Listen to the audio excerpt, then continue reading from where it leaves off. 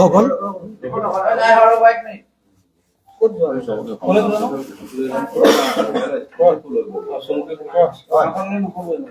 নমস্কাৰ সংবাদ বন্ধুসকল, আমি আজি ইয়াতে এই সংবাদ মেলখন আয়োজন কৰাৰ মূল উদ্দেশ্যটো হ'ল যে আমাৰ গহপুৰত বিগত 10 বছৰত গহপুৰৰ বিধায়কজনে যিখিনি কাম কাজ কৰিলে তাৰ এটা আমি খাতিয়ান দাঙি ধৰিব বিচাৰিছোঁ।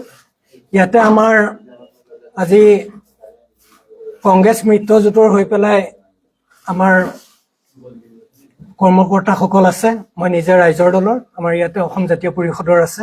আমি একত্ৰিতভাৱে আগন্তুক নিৰ্বাচনৰ কাৰণে আমি প্ৰস্তুতি চলাই আছোঁ।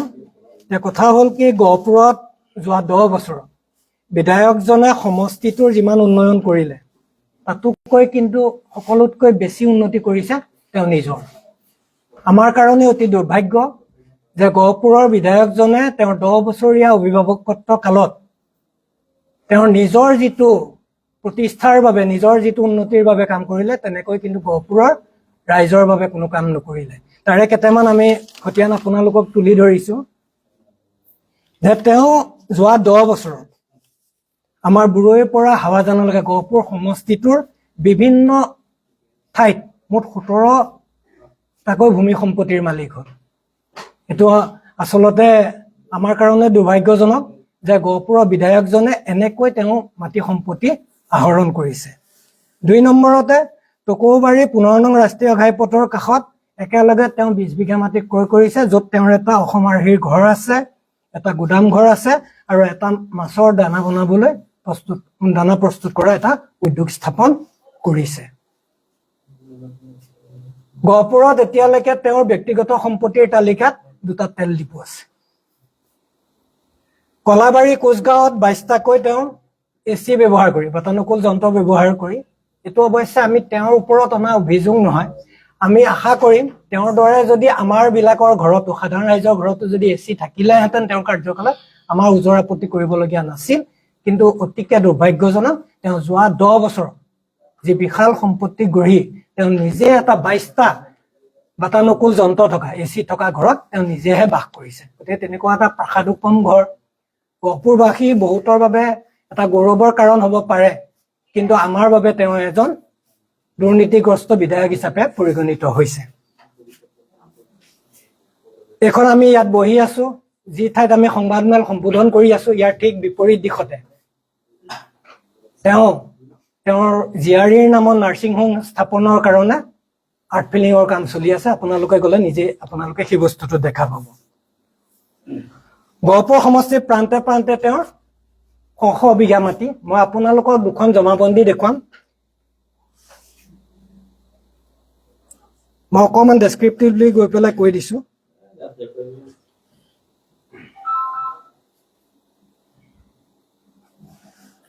এইটো গহপুৰ মহকুমা আলিতলা গাঁৱৰ পটা নম্বৰ 68, দাগ নম্বৰ 250। ইয়াত তেওঁৰ জীয়ৰী, পঢ়ি থকা জীয়ৰী খিলাঞ্জনা বৰাৰ নামত 2 কঠা বাসস্থানৰ মাটি যোৱা 30/10/2023 তাৰিখে ক্ৰয় কৰিছে। ইয়াৰ নামজাৰি হৈছে 2023 চনৰ অক্টোবৰ মাহৰ 30 তাৰিখে। আৰু এখন আপোনালোকক মই জমাবন্দী দেখাই আছো। এইগৰাকী তেওঁৰ জীয়ৰী খিলাঞ্জনা বৰা। এখন আছে আপোনাৰ দেৱাৰ্ষণা বৰাৰ নামত, যিটো মাটি আমাৰ বৰঙাবাৰীত ক্ৰয় কৰিছে। মই আপোনালোকক জমাবন্দীৰ আপোনাৰ কপিটো মই দি দিম, আপোনালোকে চাই ল'ব যে ইয়াতে 2 বিঘা 2 কঠা 18 লেচা মাটি পঢ়ি থকা জীয়াৰীৰ নামত ক্ৰয় কৰিছে। অৱশ্যে এটা কথা আপোনালোকক কওঁ, আমি গহপুৰবাসী ৰাইজৰ আগতে এটা কথা অৱগত কৰিব বিচাৰিছো, আমি তেওঁলোকৰ পঢ়ি থকা জীয়াৰীৰ নামৰ মাটি সম্পত্তি ক্ৰয় কৰাত আমাৰ কোনো ওজৰ আপত্তি নাথাকিলহেঁতেন, যদিহে গহপুৰৰ সকলো ৰাইজ এনেকৈ নিজৰ পিতেক জীয়েকৰ নামত মাটি কিনিব পৰা ভাৱে স্বাৱলম্বী হ'লহেঁতেন বা আৰ্থিকভাৱে সবল হ'লহেঁতেন। 3 নম্বৰতে বিধায়কৰ নামত তেওঁতো ঠিকাদাৰী ৰাজ চলাই আছে। আপোনালোকে জানে নিজৰ নামত ঠিকাটো নলয়, কিন্তু গহপুৰৰ সম্পূৰ্ণ যিমানখিনি কনষ্ট্ৰাকশ্যনৰ, ৰোড কনষ্ট্ৰাকশ্যনেই হওক বা অন্যান্য কনষ্ট্ৰাকশ্যনৰ কাম চলি আছে, তেওঁৰ ঠিকাদাৰিত্বৰে চলি আছে। তেওঁৰ JCB, ডাম্পাৰ, ৰোলাৰেৰে, ট্ৰেক্টৰেৰে সেই কাম চলি আছে। গতিকে আমি ভাবোঁ তেওঁ যিটো মানে দুৰ্নীতিৰ যিটো বুনিয়াদ সেইটো আচলতে বিধায়কৰ পৰা ঠিকাদাৰলৈ ৰূপান্তৰ হৈয়ে তেওঁ সেইটো কাৰ্যকৰী কৰিছে। গতিকে গহপুৰৰ কাৰণে ইয়াতকৈ আৰু দুৰ্ভাগ্যজনক কিবা কথা থাকিব বুলি আমাৰ মনে নধৰে। ঠিকাদাৰ ব্যৱস্থাত গহপুৰৰ আমি দেখিছো আপোনালোকৰ সংবাদ মাধ্যমতে মুষ্টিমেয় কেইজনমান ঠিকাদাৰে তেওঁৰ সপক্ষে কিছু যুক্তি দৰ্শাই তেওঁৰ পৰা কাম কাজ পাইছো বুলি কৈছে। কিন্তু গহপুৰৰ প্ৰায় লাখৰো অধিক নিবনুৱা থকা গহপুৰত যিমানখিনি নিবনুৱা ঠিকাদাৰীৰ কাৰণে লাইচেন্স উলিয়াই লৈছিলে তেওঁলোকক কিন্তু কোনো কাম কাজ দিয়া নাই। বিভিন্ন কাৰণত কোনোবাই যদি ৱৰ্ক অৰ্ডাৰটো পাইছেও সম্পূৰ্ণ কাম কিন্তু বিধায়কৰে নিজৰ যন্ত্ৰপাতিৰে নিজৰ মেচিনেৰীয়ে তেওঁ সেই কামখিনি কৰি আছে। এই থলুৱা ঠিকাদাৰসকলক বঞ্চিত কৰি পেলাই আগতেতো বহুত ভাল ভাল ঠিকাদাৰ আছিলে। আপোনালোকে এই যোৱা 10 বছৰ গহপুৰত কিন্তু কোনো থলুৱা যুৱকে কোনো ধৰণৰ উন্নত মানদণ্ডৰ ঠিকাদাৰীৰ কাম কিন্তু তেওঁলোকে কৰিব পৰা নাই বা তেওঁলোকক কৰিব দিয়া হোৱা নাই।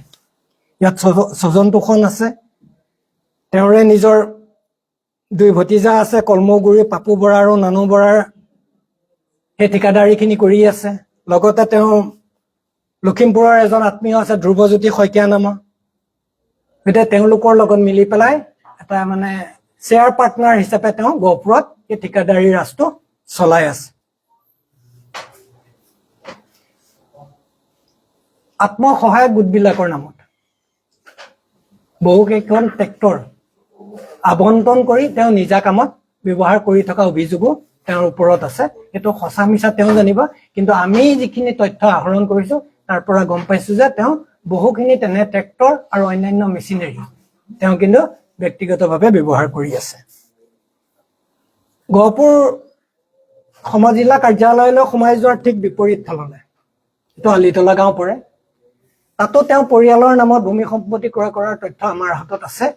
গতিকে এইটো আৰু অলপ আগত দিয়া জমাবন্দী এখনতো আলিতলাৰে, এইটো জীয়াৰীৰ নামত আছে। গতিকে এনেকে তেওঁ নামে বেনামে বহুখিনি সম্পত্তি আহৰণ কৰিছে। এতিয়া আমি অকমান আগত এটা তেওঁৰ সাক্ষাৎকাৰ দেখিছিলো সংবাদ মাধ্যমৰ আগতে দিয়া। তেওঁ কৈছে যে মোৰ সম্পত্তিৰ তালিকাত সম্পত্তিতকৈ মোৰ মাইকী মানুহৰ সম্পত্তি বেছি। আমি গহপুৰৰ বিধায়কজনৰ পত্নীয়ে বিশেষভাৱে কোনো কাম কৰে বুলি, কোনো উপাৰ্জনমুখী কাম কৰে বুলি কিন্তু আমি গম নাপাওঁ। আৰু তেওঁ ব্যৱসায় বাণিজ্য কৰে বুলিওতো নাজানো, তেওঁ ছাৰ্ভিচ হোল্ডাৰো নহয়। কিন্তু তেওঁ মাত্ৰ এটা বস্তু চলাই থাকে বুলি আমি জানো, সেইটো হ'ল কনকলতা বহুমুখী ছ'চাইটি। যে কনকলতা বহুমুখী ছ'চাইটি চলাই তেওঁ কেনেকে ইমান ধনবান হ'বলৈ পালে, বিধায়কতকৈও ধনবান তেওঁ কেনেকৈ হ'বলৈ পালে, সেইটো আমাৰ কাৰণে অতিকে আশ্চৰ্যৰ বিষয়, গহপুৰবাসীৰ কাৰণে এটা আশ্চৰ্যৰ বিষয়। আৰু এইখিনিয়ে মূল কথা। বিধায়কজনে বিভিন্ন পৰ্যায়ত ব্যক্তিগত তথা স্বজন তোষণেৰে গহপুৰখনক যোৱা 10 বছৰত যি লুটপাট চলাইছে তাৰ কাৰণে আমি আজি এই সংবাদমেল দিবলগীয়া হ'ল।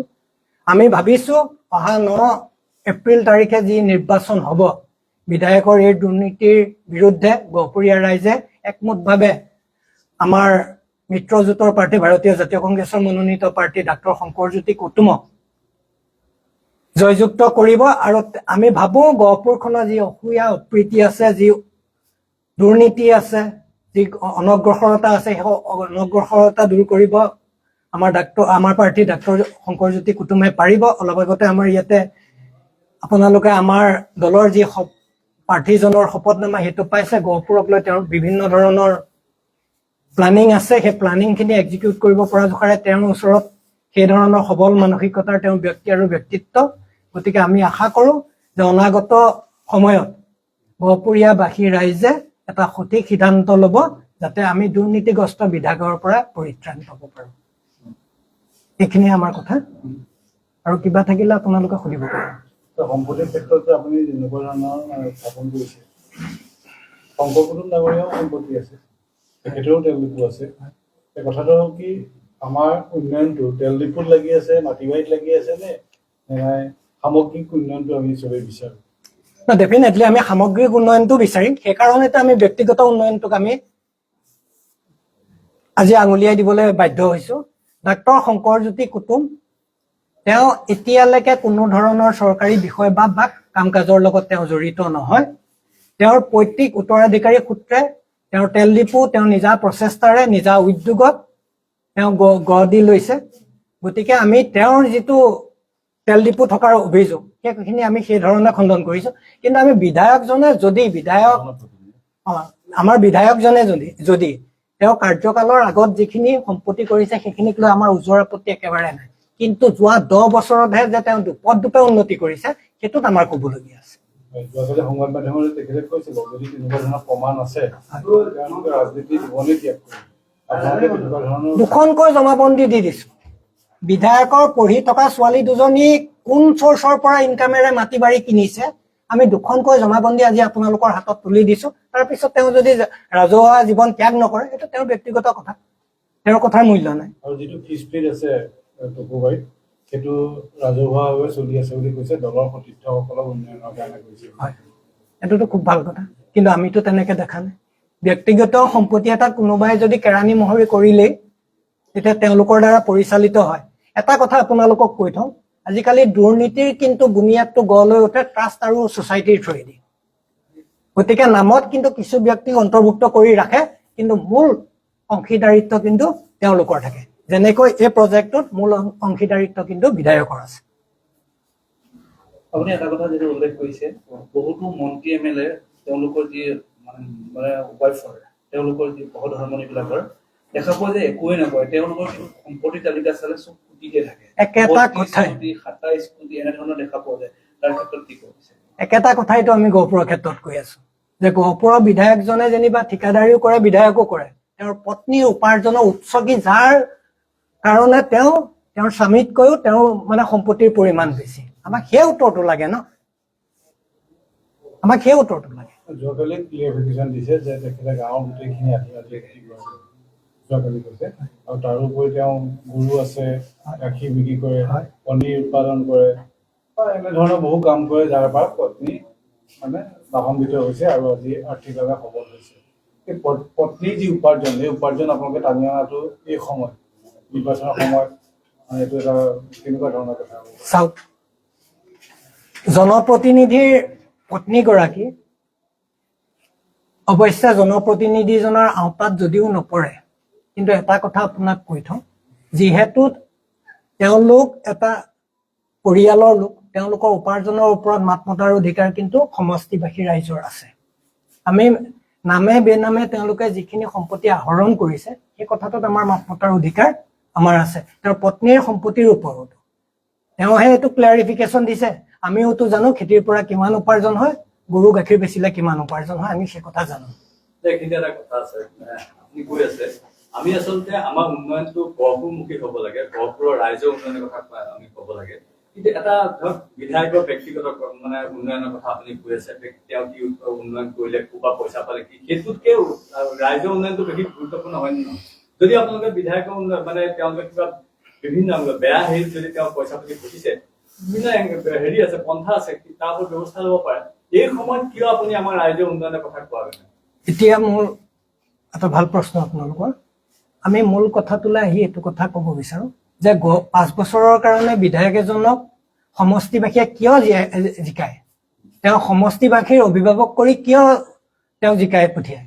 তেওঁ সমষ্টিবাসীৰ সকলোকে সমদৃষ্টিৰে চাই সম উন্নয়ন কৰাৰ কাৰণে পঠিয়ায়। তাৰ পিছত যদি বিধায়কজনে তেওঁ নিজৰ উপাৰ্জনতকৈ অধিক উপাৰ্জন মানে সম্পত্তি আহৰণ কৰে, সেই কথাটোত কিন্তু আমি কিয় মাত নামাতিম? সেইটো তেওঁৰ ব্যক্তিগত, যদি তেওঁ বিধায়ক নহৈ পেলাই উপাৰ্জন কৰিলেহেঁতেন। অকল নিৰ্বাচন বুলিয়ে নহয়, আমি বিভিন্ন সময়ত এই কথাখিনি আমি মাত মাতি আহিছো, আমি প্ৰতিবাদ কৰি আহিছো। আজি আমি একত্ৰিতভাৱে যিহেতু এটা ৰাইজৰ সন্মুখলৈ ওলাই আহিছো, ৰাইজক এই কথাখিনি জনোৱা আমি দায়িত্ব বুলি ভাবিছো, আৰু এই উপযুক্ত সময় ৰাইজক আমি সঠিক তথ্যটো তেওঁলোকৰ হাতত তুলি দিয়া, সেইকাৰণে আমি এই সময়তে বিধায়কজন আগৰ পৰা তেওঁলোকৰ ঘৰৰ পৰিৱেশটো স্থিতি সবল বুলি কৈছে, তাৰপিছতো সম্পত্তি লৈ পাৰে বুলি এইটো কথা উজোৰ কৰি ৰাখিবৰ কাৰণটো আপোনালোকেও জানে আমিও জানো যে নিৰ্বাচন যেতিয়া 2016 চনত খেলে তেওঁৰ ঘৰৰ যিটো অৱস্থা আছিলে সেই অৱস্থা আৰু আজিৰ তাৰিখত গৈ চোৱা অৱস্থাটোৰ মাজত আপোনালোকে নিজে আকাশ পাতাল পাৰ্থক্য। এজন ইঞ্জিনিয়াৰ তেওঁ ফাৰ্ষ্ট ক্লাছ কন্ট্ৰেক্টৰ আছিল। সেই কথাখিনিয়ে কৈ আছো। তেওঁ ফাৰ্ষ্ট ক্লাছ ইঞ্জিনিয়াৰ, মই কৈ আছো তেওঁ ফাৰ্ষ্ট ক্লাছ কন্ট্ৰেক্টৰ আছিলে, ইঞ্জিনিয়াৰ আছিলে, বিধায়ক হোৱাৰ আগতহে আছিলে। বিধায়ক হোৱাৰ পিছত কিন্তু তেওঁ অকল বিধায়ক। তেওঁ সেই সময়ত উপাৰ্জন যিটো তেওঁৰ আমি সম্পত্তি দেখা পাইছো, সেই সময়ত তেওঁ যিমানখিনি সম্পত্তিৰ মালিক আছিলে, কিন্তু যোৱা 10 বছৰত তাৰ 10 গুণতকৈ অধিক সম্পত্তিৰ মালিক হ'ল। তেওঁ জীৱনৰ আমি জনাত তেওঁলোকৰ যি পুৰণা খানদানী যি এটা অৱস্থা, পুনৰ চামুচ মুখত লৈ ডাঙৰ হৈ অহা বুলিয়ে আমি জানো। তেওঁলোকৰ আৰ্থিক অৱস্থা কিন্তু পূৰ্বৰ পৰা ভাল বুলি আমি জানো। বিধায়ক হোৱাৰ পিছতে এইখিনি হ'ল বুলি আপোনালোকে ক'ব খোজে। হয়, কথাটো হ'ল কি, সোণৰ চামুচ মুখত লৈ আহিছে এই কথাখিনি বাৰু আমি নাজানো, কিন্তু আমাৰ এটা কথা হ'ল কি যে বিধায়ক হোৱাৰ পিছত তেওঁৰ আটাইতকৈ ডাঙৰ দায়িত্বটো হ'ল সমষ্টিবাসীৰ উন্নয়ন কৰা বা সমষ্টিটোৰ উন্নয়ন কৰা। কিন্তু যদি দুপত তেওঁৰহে উন্নতি হয়, আমি কিন্তু মাত মাতিবই লাগিব ন। মাত নামাতিলে আমি কেনেকৈ থাকিম? বিধায়কজনক আমি অকল তেওঁ সম্পত্তি আহৰণ কৰিবলৈ জিকাই পঠিওৱা নাই ন। এটা প্ৰশ্ন, আপোনালোকে যিহেতু বহুত তথ্য উলিয়ালে সম্পত্তিৰ ওপৰত, বিধায়ক হোৱাৰ আগত কিমান সম্পত্তি গৰাকী আছিল আৰু বিধায়ক হোৱাৰ পিছত কিমান সম্পত্তি হৈছে, এইটো তথ্য আপোনালোকে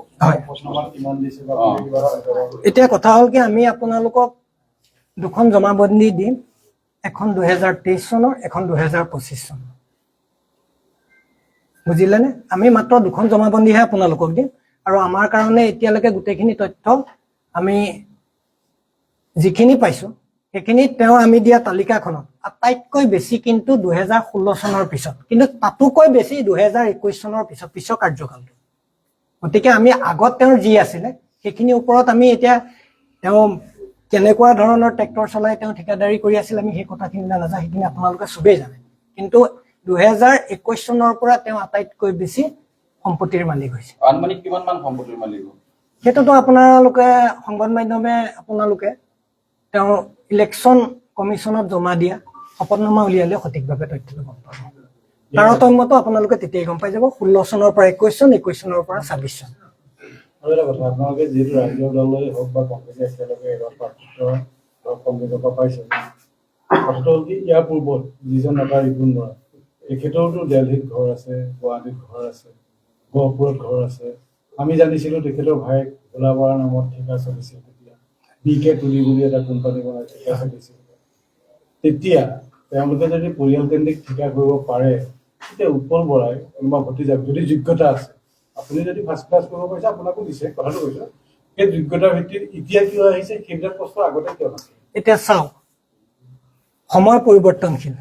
ৰিপুণ বৰা ডাঙৰীয়াৰ পৰিয়ালৰ এই কথাখিনি ৰাইজে এটা পৰ্যায়ত হয়তো গম পাইছিলে, যাৰ কাৰণে উৎপল বৰা ডাঙৰীয়া জিকি আহিছিলে। গতিকে যদি তেওঁ একেখিনিকে কৰে, আমি মাত নামাতিম কিয়? আমাৰোতো মাত মতাৰ অধিকাৰ আছে, আৰু আমি তথ্যগতভাৱে আপোনালোকৰ আগত সেইখিনি উপস্থাপন কৰিছো। মানে আপোনালোকক উৎপল বৰা বিধায়ক গৰাকীৰ ভতিজাক বা বিধায়ক গৰাকীৰ পৰিয়ালৰ মানুহে কি ঠিকা টুকলি কৰা বা তেওঁ ধৰক উপাৰ্জন কৰা কিবা কৰিব নোৱাৰিব নেকি? নিশ্চয় পাৰিব। বিধায়ক গৰাকীৰ ভতিজাকৰ তাৰ হেৰি আছে। আমি কৈছো সকলোৰে উপাৰ্জন কৰাৰ অধিকাৰ আছে। বিধায়কৰ পৰিয়ালৰে হওক বা প্ৰতিটো ইণ্ডিপেণ্ডেণ্ট পৰিয়ালৰে হওক উপাৰ্জন কৰাৰ অধিকাৰ আছে। আমি সেই বস্তুটোৱে বিচাৰো যে গহপুৰ সমষ্টিৰ প্ৰতি ঘৰ মানুহৰ উপাৰ্জন কৰাৰ অধিকাৰ আছে। সেইটো মাত্ৰ বিধায়কে সীমাবদ্ধ কৰি তেওঁ পৰিয়ালৰ মাজত আবদ্ধ কৰি ৰাখিব। অন্যান্য ঠিকাদাৰসকলেও কাম কৰা দেখিছো। নাই, সেইখিনিতো মই কলো, সেইখিনিতো আপোনালোকে জানে কোনে কোনে কৰি আছে আৰু কোন শ্ৰেণীৰ মানুহে কৰি আছে আপোনালোকে জানে, আৰু বিধায়কৰ প্ৰিয় ঠিকাদাৰ কোনসকল সেইসকল আপোনালোকে জানে। গহপুৰ উন্নয়ন দিছেনে বুলি কয়?